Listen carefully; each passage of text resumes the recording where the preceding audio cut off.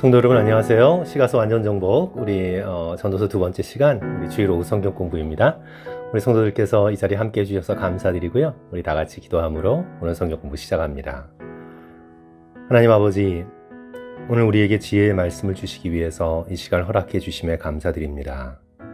솔로몬을 통해 주신 이 전도서의 귀한 말씀을 마음에 새기면서 저희도 솔로몬처럼 지혜의 마음을 얻게 하시고 또 우리의 인생을 돌아보는 그런 귀한 시간 될 수 있도록 축복해 주시옵소서. 감사드리며 예수님 이름으로 기도합니다. 아멘. 성도 여러분, 오늘은 우리 전도서 두 번째 시간으로 전도서 5장부터 12장까지 우리가 함께 살펴봅니다. 우리 지난주는 저희들이 함께 모이지 못했죠. 우리 2주 전에 우리가 전도서를 시작하면서 우리 전도서는 하나님을 모르는 세상 사람들이 읽어도 뛰어난 철학적인 그런 놀라운 작품임을 깨닫게 됩니다. 이 고대에 기록된 철학서 중에서 이만한 깊이를 가진 이토록 뛰어나고도 아름다운 그런 철학서적이 과연 쓰여진 적이 있었을까, 그런 생각이 들 정도로 우리 전도서 1장부터 12장까지의 이 말씀은 너무나 놀라운 철학적인 작품이라고 말할 수 있습니다. 하나님의 말씀이 이렇게 철학적으로 뛰어난 작품이 될 수 있다는 것에 우리는 새삼 놀라게 되는데요. 지난주에 말씀드린 것처럼 이 신학과 철학의 차이점에 대해서 제가 잠깐 말씀드렸습니다. 이 신학은 하나님에서부터 출발을 합니다. 하나님께서 이 세상에 존재하시고 또 세상을 창조하시고 또 지금 다스리고 계신다는 하나님에게서 출발하는 것, 하나님에게서 출발하는 것이 신학적인 어떤 시작점이죠. 하지만 철학은 사람의 경험, 인간의 경험에서부터 출발을 합니다. 내가 살고 있는 이 세상은 어떤 것인지, 도대체 나라는 존재는 누구인지, 나의 인생은 어떤 것인지, 의미는 있는지, 죽음 앞에서 영원한 것은 존재하는지, 이렇게 하나님을 전제로 시작하지 않아도 인간의 경험을 바탕으로 해서 철학적인 질문들을 시작해 나갈 수가 있습니다. 그래서 이 솔로몬은 해 아래에서, 그 해 아래라는 이런 표현이 바로 철학적인 표현인데, 하나님에게서 시작하는 것이 아니라 해 아래에서, 만약 하나님이 없다고 본다면, 하나님이 계시지 않는다고 본다면 이 세상은 어떤 의미를 가지고, 인생은 과연 어떤 의미를 가지는가? 그래서 솔로몬은 이 세상의 가장 뛰어난 지혜자로서 철학적 방법론을 사용해서 삶을 지금 이렇게 내다보고 있는 거죠. 저는 이 전도서 이 두 번째 시간 성도들과 함께 가지면서 우리 성도들께 한 가지 좀 부탁드리고 싶은 것은요, 성도 여러분, 우리는 너무 실용적이 되어서는 안 됩니다. 물론 실용적인 것이 굉장히 중요하죠. 관념적인 것보다 때로는 우리의 실생활에 있어서의 적용 가능한, 우리 한국에서도 실학이 있었잖아요. 그 실용적인 것들이 정말 중요합니다. 내가 이 세상을 어떻게 살아갈 것인가, 돈을 어떻게 벌 것인가, 어떻게 저축하고 또 지혜롭게 노후를 관리할 것인가, 이런 실용적인 것들이 우리에게 중요하지 않은 것이 아니에요. 중요하지만 그럼에도 불구하고 우리 믿음의 백성들은요, 이 인생에 있어서의 큰 질문들을 결코 잊어버리면 안 됩니다. 우리 모두는 철학적인 그런 탐구를 해나가는 믿음의 백성들입니다. 큰 질문을 잊어버리면 안 됩니다. 우리 에서가 당장 지금 눈에 보이는 팥죽 한 그릇에 장자권을 팔아버렸잖아요. 그런 것처럼 우리도 지금 당장의 필요가 있긴 있지만 그 필요 때문에 내가 내 마음속에 품어야 하는 그런 어떤 인생을 향한 그런 질문들, 또 그런 것들을 쉽게 버려서는 안 됩니다. 인생이 무엇인지, 우리가 반드시 겪게 되는 죽음은 어떤 것인지, 삶의 의미는 무엇인지, 진리는 있는지, 과연 이 세상의 옳고 그름의 기준은, 정의는 무엇인지, 아름다움은 왜 있는 것인지, 이런 질문들을 우리가 함께 간직하고 또 생각하고 풀어나가고 또 고민할 수 있는 그런 우리 믿음의 백성들이 되었으면 좋겠습니다. 이제 성도들과 함께 5장부터 12장까지 전도서의 두 번째 신학적 강조점을 우리가 함께 나눕니다. 첫 번째 신학적 강조점은요, 하나님의 절대 주권입니다. 하나님께서 모든 것을 아시고 하나님께서 모든 것을 행하십니다. 전지하시고 전능하신 하나님에 대해서 우리 솔로몬은 강조하고 있습니다. 전도서 6장 10절 말씀 제가 읽어드릴게요. 이미 있는 것은 무엇이든지 오래전부터 그의 이름이 이미 불린 바 되었으며 사람이 무엇인지도 이미 안 바 되었나니 자기보다 강한 자와는 능히 다툴 수 없느니라. 하나님과 인간의 격차가 너무나 커서 인간이 하나님과 다툴 수 없다. 전도서 7장 13절 하나님께서 행하시는 일을 보라. 하나님께서 굽게 하신 것을 누가 능히 곧게 하겠느냐. 하나님이 굽히셨으면 우리 인간이 어떻게 그것을 곧게 필 수 있겠는가. 하나님의 능력에 비하여 형편없는 어떤 인간의 삶의 현실을 깨닫게 된 거죠. 그래서 이 솔로몬은 전지전능하신 하나님께서 그 뜻대로 역사를 움직이심을 깨닫습니다. 그것을 깨닫고, 그런데 이제 그것을 깨달으면서 나갈 수 있는 방법이 두 가지예요. 하나님께서 모든 것을 하시니까 우리 인간은 얼마나 하나님을 의지할 수 있고 하나님을 믿고 신뢰하고 평안을 누릴 수 있는가. 하나님의 절대 주권을 의지하며 우리 인간은 평안을 얻을 수 있고 또 믿음을 간직할 수 있습니다. 왜냐하면 하나님께서 다 계획하시고 이루신 선하신 뜻을 악인들이나 나쁜 사람들이나 사탄이 굽게 할 수 없는 거예요. 우리 마음속에 평안이 있죠. 신뢰가 생깁니다. 그런데 이 하나님의 주권 사상, 하나님의 이 절대 주권을 이제 부정적인 태도로 이해하기 시작하면 성도 여러분 어떻게 빠지죠? 하나님께서 다 하시니까 나는 아무것도 할 필요가 없어요. 하나님께서 다 이루시니까 뭐 나는 마음대로 살아도 돼요. 뭐 어때? 어차피 하나님 뜻대로 될 거니까 뭐 하나님이 다 하시니까 나는 그냥 마음대로 살아도 되고 내가 하고 싶은 대로 해도 되고 하나님이 날 구원하시기로 결정하셨으니까 내가 마음대로 죄 져도 되고 이렇게 하나님의 절대 주권 사상을 부정적으로 이해하고 잘못 생각하면 잘못된 사상으로 빠지게 되죠. 성경적으로 우리가 이해할 수 있는 하나님의 절대 주권 사상은 이겁니다. 전지전능하신 하나님께서 당신의 뜻대로 이 모든 것들을 이루어 가십니다. 그러니까 우리는 하나님을 신뢰하게 되고 이 세상이 잘못된 방향으로 나아가는 것 가운데에서도 우리는 마음의 평강을 얻게 돼요. 하나님께서 곧 모든 것을 바로 잡으실 것입니다. 하나님께서 다 이루십니다. 하나님께서 다 역사하시고 행하십니다. 그런데 하나님께서 일하시는 방식이 어떤 거예요? 우리와 함께 우리를 통해서 하나님은 일하시기를 기뻐하십니다. 하나님의 놀라우신 뜻을 우리를 통해서 이루시기를 원하시고 하나님의 그 능력을 우리에게 나눠주셔서 우리의 힘과 우리의 능력으로 함께 하나님과 일함으로써 하나님의 놀라운 뜻을 이 세상에 펼치시기를 원하시죠. 그렇기 때문에 우리는 이 세상이 하나님의 뜻대로 이루어진다라는 것을 알면서도 하나님의 뜻에 순종해서 우리가 열심히 하나님과 함께 순종하면서 하나님의 일을 감당하게 되는 하나님의 그 놀라운 계획에 책임감을 가지고 동참하게 되는 그런 동역자로서 우리의 인생을 살아가게 되죠. 우리 요한복음 14장에서 예수 그리스도께서 이런 말씀을 하셨죠. 나를 믿는 자는 나보다 더 큰 일을 하게 될 것이다.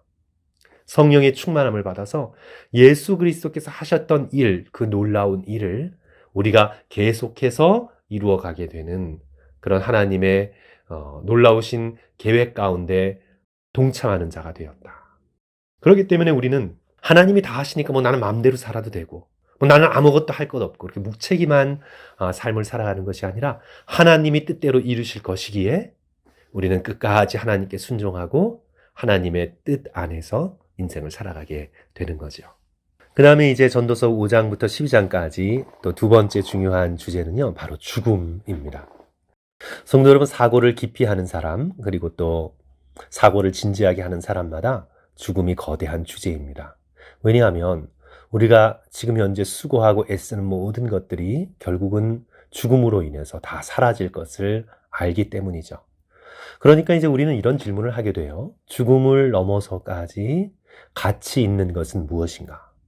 거기에 우리의 삶을 던지고 싶은 그런 열망을 가지게 됩니다. 이 철학적인 주제로서 그것을 이제 메멘토 모리라고 얘기하는데 그것은 죽음을 기억하라라는 거죠. 항상 죽음을 기억하라는 그런 경고입니다. 죽음이 없는 것처럼 나는 죽지 않을 것처럼 영원히 살 것처럼 이 세상의 것들에 집착하며 살지 말고 내가 오늘 죽는다고 할 때 내가 어떤 가치 있는 일을 해야 될 것인가? 내가 오늘 죽는다고 할 때 나는 나의 가족들을 어떻게 대할 것인가? 그런 것들을 생각하면서 지혜를 얻으라는 말입니다. 바로 이 메멘토 모리라는 이 사상이 바로 전도서에도 깊이 드러나게 됩니다. 전도서 7장 2절, 3절, 4절 함께 슬라이드 참조하시면서 성도 여러분 읽었으면 좋겠습니다. 초상집에 시작.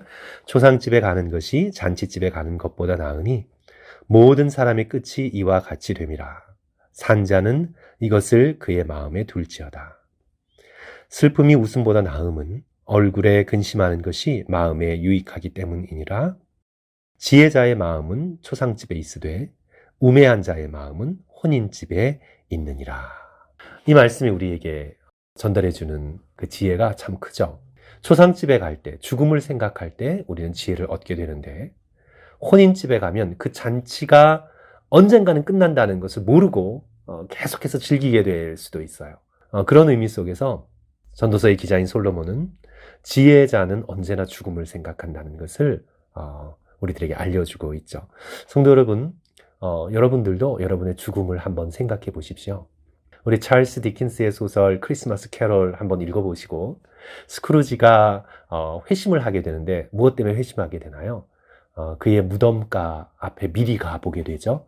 그리고 자신의 죽음 건너편에서 자신이 살아왔던 그런 정말 구두쇠로서의 삶, 그리고 그렇게 인간미란 하나도 없는 그런 깍쟁이로서의 삶을 돌아보면서 사람들이 자기의 삶에 대해서 말하는 것을 들으면서 그런 회심하게 되지 않습니까?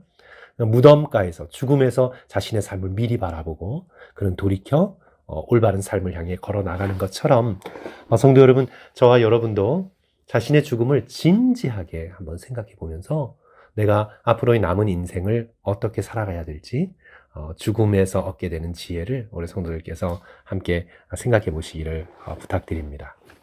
또 전도서는 죽음의 불가피성에 대해서 우리에게 알려주고 있습니다. 전도서 9장 2절 보시면 모든 사람에게 임하는 그 모든 것이 일반이라, 똑같다고 말씀하는 거죠. 의인과 악인, 선한 자와 깨끗한 자와 깨끗하지 아니한 자, 제사를 드리는 자와 제사를 드리지 아니하는 자에게 일어나는 일들이 모두 일반이니 선인과 죄인, 맹세하는 자와 맹세하기를 무서워하는 자가 일반이로다. 한마디로 죽음 앞에 만인이 평등하다는 말씀입니다. 의인도 죽고 악인도 죽고, 선한 자도 죽고 더러운 자도 죽고, 종교적인 자도 죽고 세속적인 자도 죽고, 모든 사람들이 죽는다는 거예요. 죽음을 피해갈 수 없다는 것입니다.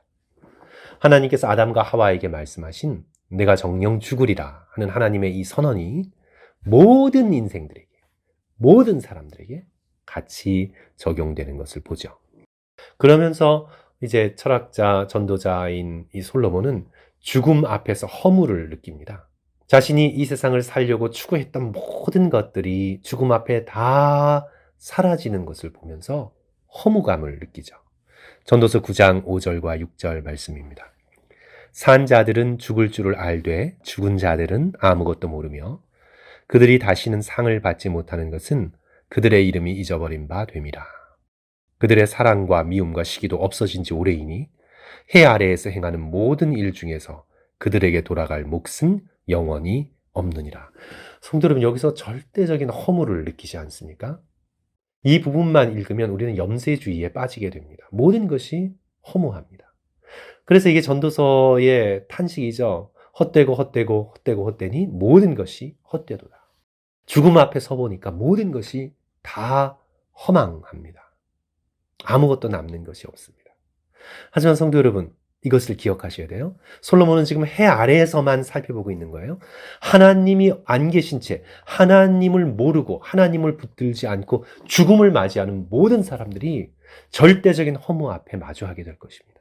죽음 앞에서 자신을 구원해주고 자신의 삶에 의미를 가져다 줄 수 있는 분은 하나님밖에 없는데, 하나님 없이 해 아래에서 이 땅만 바라보고 이 땅의 것들이 전부라고 생각하며 집착하며 살아온 사람들, 순간적으로 자기가 훨씬 더 많은 것을 가졌다고 의시될 수 있겠죠. 나는 부자라고 생각할 수 있겠죠. 나는 권력자라고 생각할 수 있겠죠. 그러나 하나님을 모르는 사람들, 해 아래에서의 삶이 전부인 사람들, 하늘의 보화를 쌓아둔 적이 없는 사람들, 우리 누가복음 12장 17절부터 20절까지 쭉 보시면 예수 그리스도께서 어리석은 부자의 비유가 나오지 않습니까? 그는 자기의 소출이 풍성해서 곡간을 늘린 생각만 하고 몇 년, 몇십 년 먹고 살 것을 가지고 있다고, 이제 내 영혼아 평안히 먹고 즐거워하자. 그렇게 얘기하잖아요. 그는 해 아래에서의 삶만 산 사람입니다. 이 일을 향해서 예수 그리스도께서 뭐라고 말씀하십니까? 하나님을 향해 도무지 부유하지 못했던 바로 이 어리석은 부자를 향해 내가 오늘 내 영혼을 취하리니 내가 쌓아놓은 모든 것이 누구의 것이 되겠느냐. 그는 해 아래에서만 쌓아놨기 때문에 아무것도 가져갈 것이 없습니다. 하나님 앞에 부유하지 못했고 천국의 보물을 쌓아두지 못했기 때문에 해 아래에서 모든 것이 끝나는 죽음 앞에서 그는 아무것도 가진 것이 없는 거지와 같은 신세가 되는 거죠. 그렇기 때문에 성도 여러분, 우리는 죽음 앞에 서서 우리가 하나님을 향해 풍요롭고 하늘을 향해 보화를 쌓아두고 오늘 우리가 주일마다 함께 말씀 나누고 있는 위의 것을 바라보며 하나님 우편에 앉아 계신 그리스도를 바라보면서 하늘의 상급을 쌓아놓는 그런 저와 여러분이 되는 것이 지혜로운 것이다. 이 전도서의 말씀이 오늘 우리에게 강조하고 있죠. 이제 전도서 5장부터 12장까지의 이제 세 번째 주제는 무질서와 혼돈의 세계입니다. 해 아래가 전부라면 이 세상은 너무 무질서하고 혼돈합니다. 사회적인 혼돈과 도덕적인 혼돈과 인식론적인 혼돈을 이야기하는데 일단 사회적인 혼돈이에요. 왜 사회적으로 혼돈해야 하면 우연이 지배합니다. 인간의 어떤 노력과 성실함과 진실함이 이 사회를 이끌어가는 것이 아니라 그냥 우연히 지배하는 것 같아요.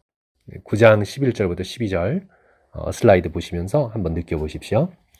내가 다시 해 아래에서 보니 빠른 경주자들이라고 선착하는 것이 아니며 용사들이라고 전쟁에 승리하는 것이 아니며 지혜자들이라고 음식물을 얻는 것도 아니며 명철자들이라고 재물을 얻는 것도 아니며 지식인들이라고 은총을 입는 것도 아니니 이는 시기와 기회는 그들 모두에게 임함이라. 분명히 사람은 자기의 시기도 알지 못하나니 물고기들이 재난의 그물에 걸리고 새들이 올무에 걸림같이 인생들도 재앙의 날이 그들에게 홀연히 임하면 거기에 걸리느니라. 사회적인 혼돈이에요. 우연히 지배하는 것처럼 보입니다. 또 다음 슬라이드 보시면 도덕적인 혼돈이에요. 도덕적 질서가 파괴됩니다. 전도서 10장 5절, 6절, 7절 내가 해 아래에서 한 가지 재난을 보았노니 곧 주권자에게서 나오는 허물이라. 우매한 자가 크게 높은 지위를 얻고 부자들이 낮은 지위에 앉는도다.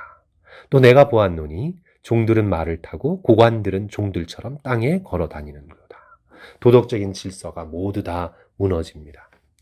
고대 세계에서 사회를 지탱하고 있었던 신분적인 질서도 다 무너집니다. 오히려 우매한 자, 그런 자격이 없다고 느껴지는 자가 높은 지위에 앉아서 세상을 엉망으로 만들어 갑니다. 도덕적인 혼돈이죠.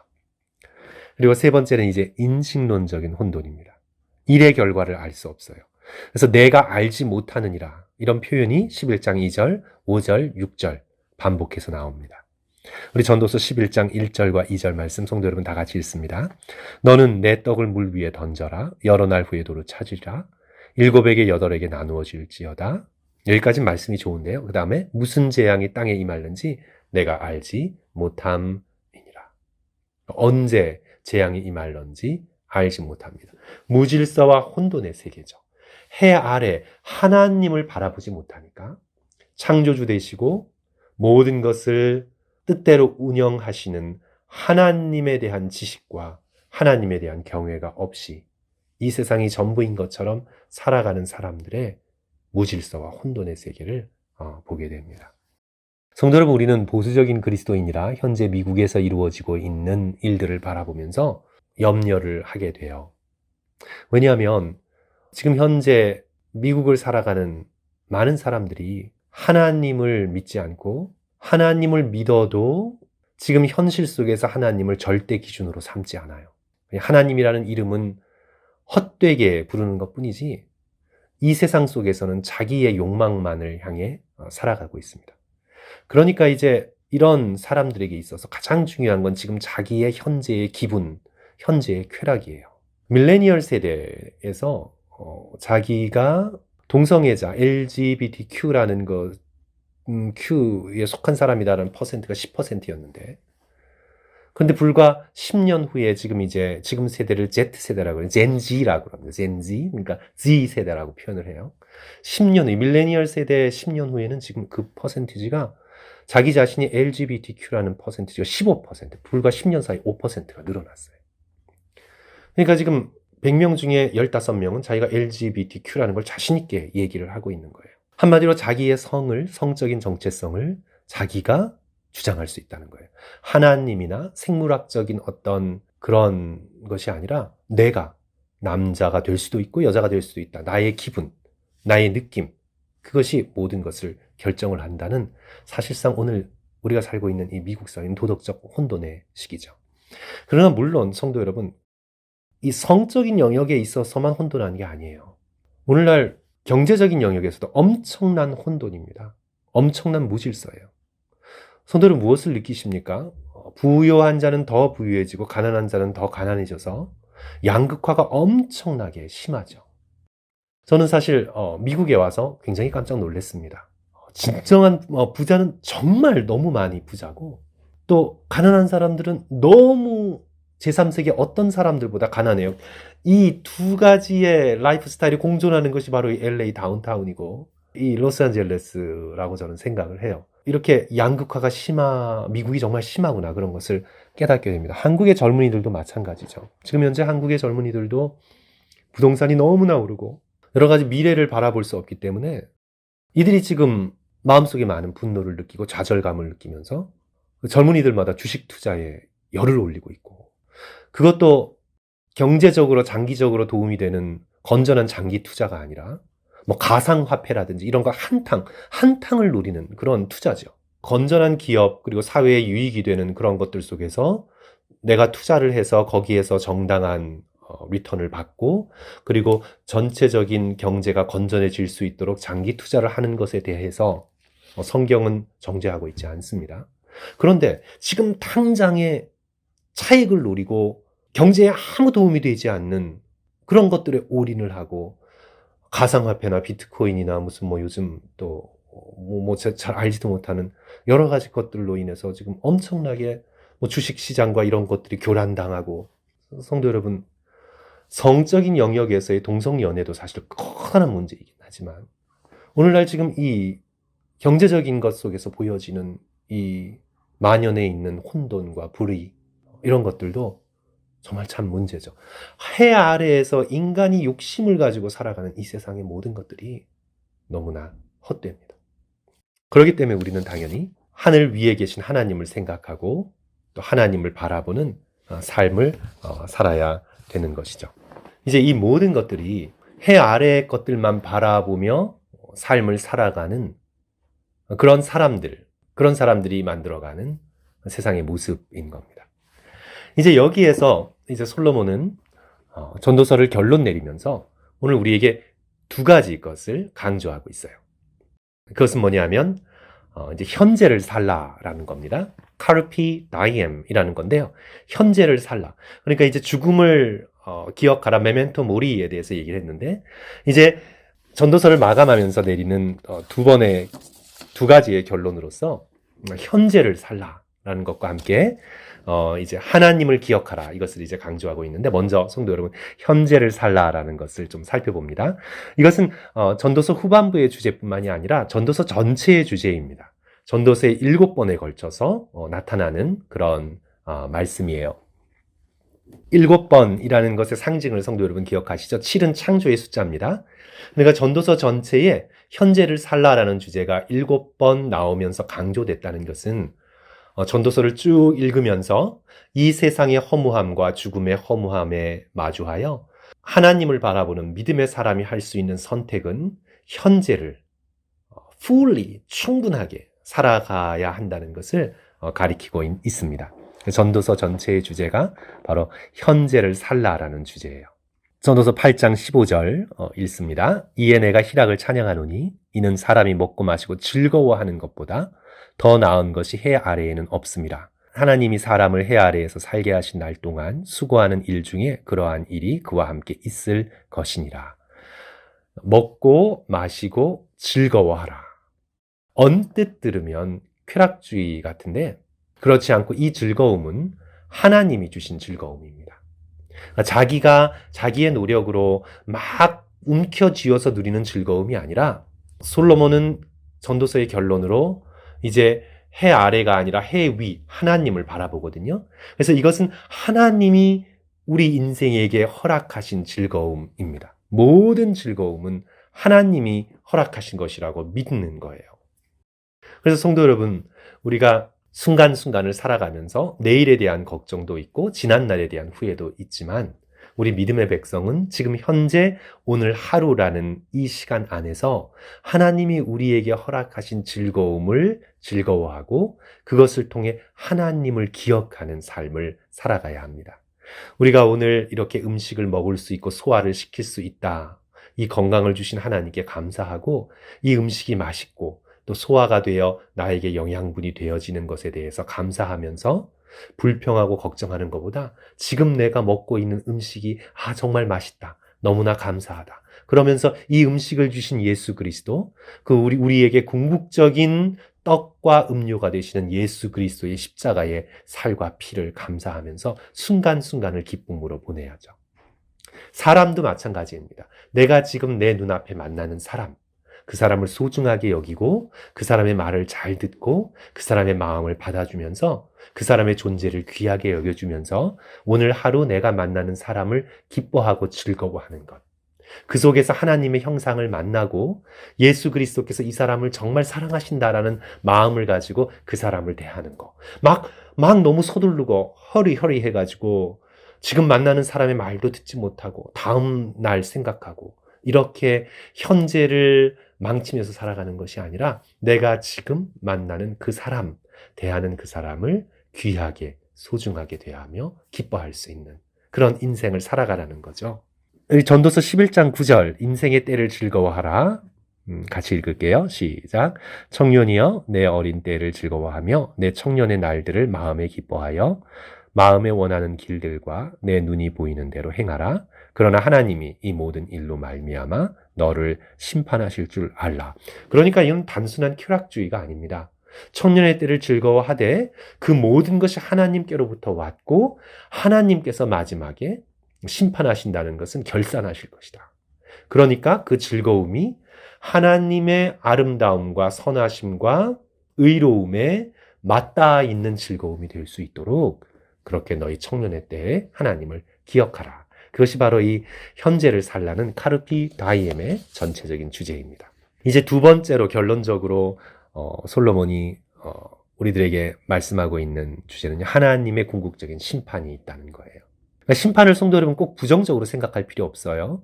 하나님께서 심판하신다는 건 하나님께서 결산하시고 우리가 얼마나 하나님께서 주신 놀라운 은혜로 인생을 잘 살아왔는지 하나님께서 우리에게 상 주시는 때입니다.